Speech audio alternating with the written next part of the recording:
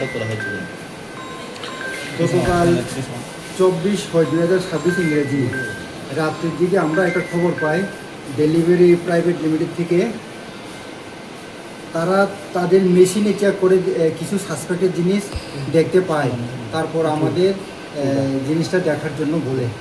তারপর আমি এবং খয়পুর থানার খয়পুর আউটপোস্টের ওসি সহকারে আমরা একটা টিম গঠন করে ওই জিনিসটা আমরা ভেরিফাই করতে যাই, এবং সঙ্গে আমরা এই সাসপেক্টেড জিনিসটি দেখার জন্য ডিসিএম জিরানিয়াকেও আমরা জানানোর পরে সার সহকারে আমরা এখানে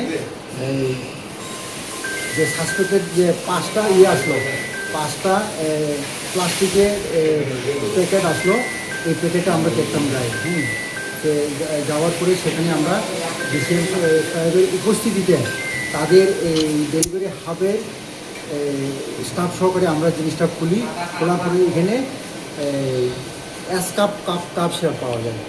টোটাল 5টা প্যাকেটের মধ্যে 1435 বোতল।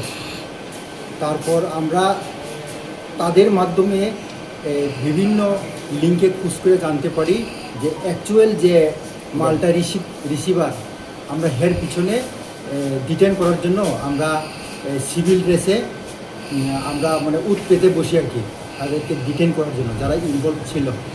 তো আমরা সেই মোতাবেক আমরা একটা টিম গঠন করিয়া আগরতলার দিকে কী জায়গাটা এটা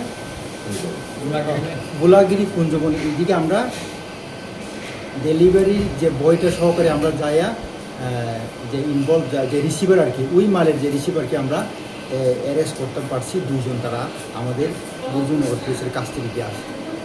তাদেরকে আজকে কোথায় পাঠানো? হ্যাঁ, তাদের এগেন্সে অলরেডি এনডিপিএসের একটা স্পেসিফিক কেস রেজিস্টার করা হয়েছে, যার মামলা নাম্বার 29/2026, এবং আজকের মধ্যে আমরা এনডিপিএস কোর্টে আগরতলাতে আমরা প্রেরণের আমরা প্রসেস চালিয়ে যাচ্ছি। আচ্ছা, কোন জায়গা থেকে রিকভার করা হয়েছে? রিকভারি করা হয়েছে আমি প্রথম বলছি যে ডেলিভারি হাট খয়েরপুর থেকে তাদের ভিতরে হাবের ভিতরে ডেলিভারি কোম্পানি কুরিয়ার সার্ভিসের মধ্যে। প্রাথমিক কোনো নাম টাম জানা গেছে না কার মালগুলি, মানে কে কোথায়? তদন্তের স্বার্থে এটা আমরা এটা বলতে পারবো না। আর কি কেউ আছে? এটার সাথে আরও অনেকে ইনভলভ থাকতে পারে, যে তদন্ত চলছে, এটা আমরা কিছু সিক্রেট করার মানে রাখা হচ্ছে। বাজার মূল্য কত হবে? বাজার মূল্য 3.5 থেকে 4 লাখ টাকা।